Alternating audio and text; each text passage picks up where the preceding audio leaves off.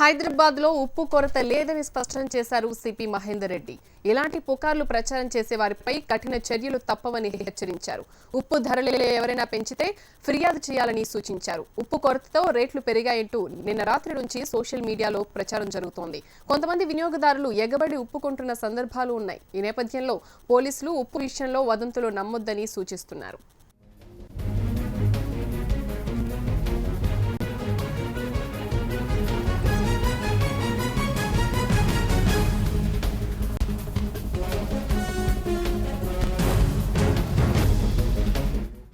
ఇదే అంశానికి సంబంధించిన పూర్తి డీటెయిల్స్ రిపోర్టర్ ప్రవీణ్ అందిస్తారు.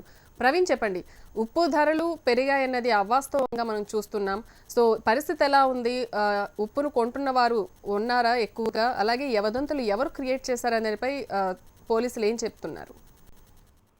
ప్రతిభ, అయితే ఇలాంటి వదంతుల వల్ల కూడా నగర వ్యాప్తంగా పలు చోట్ల కొద్ది వరకు ఆందోళన పరిస్థితి కూడా నెలకొన్నటువంటి పరిస్థితి కనబడుతుంది. ఎందుకంటే ఉప్పు కొనుగోలు వ్యవహారంపై 200 నుంచి 300, 300 నుంచి 400 వరకు కూడా ఉప్పు పెరిగే అవకాశం ఉందంటూ కూడా నిన్నటి నుండి కూడా సోషల్ మీడియాలో కూడా చక్కర్లు కొడుతున్నటువంటి పరిస్థితి. అయితే ఎవరో తెలియని వ్యక్తులు కొద్దిమంది సోషల్ మీడియాలో ఇలా ప్రచారం చేశారు. అయితే వీటినన్నింటినీ కూడా పబ్లిక్ నమ్మి నిన్న రాత్రి నుండి కూడా పడిగాపులు కాసి ఉప్పును కూడా కొనుగోలు చేస్తున్నటువంటి పరిస్థితి. ప్రధానంగా 16 నుంచి 20 రూపాయలు ప్యాకెట్ ఉన్నటువంటి ఉప్పును దాదాపు 60 నుంచి 70 రూపాయలు, 100 రూపాయల వరకు కూడా నగర వ్యాప్తంగా పలు చోట్ల బోరబండ, సంతోష్ నగర్, తర్వాత ఓల్డ్ సిటీలో కూడా వ్యాపారులు డబ్బులు వసూలు చేస్తున్నటువంటి పరిస్థితి కనపడుతుంది. అయితే దీనిపైన సిపి మహేందర్ రెడ్డి మాత్రము స్పందించడం జరిగింది. ఎటువంటి విధంగా ఇలాంటి రూమర్లు క్రియేట్ చేసే వారిపై కఠిన చర్యలు తీసుకుంటాము.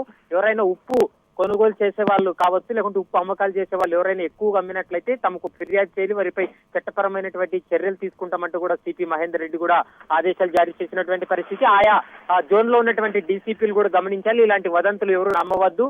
ఎవరైనా కానీ వ్యాపారులు ఇలాంటి ఘటనలకు పాల్పడితే వారిపై చర్యలు తీసుకోవాలంటూ కూడా డీసీపీలకు ఆదేశాలు జారీ చేశారు. ప్రతిభ.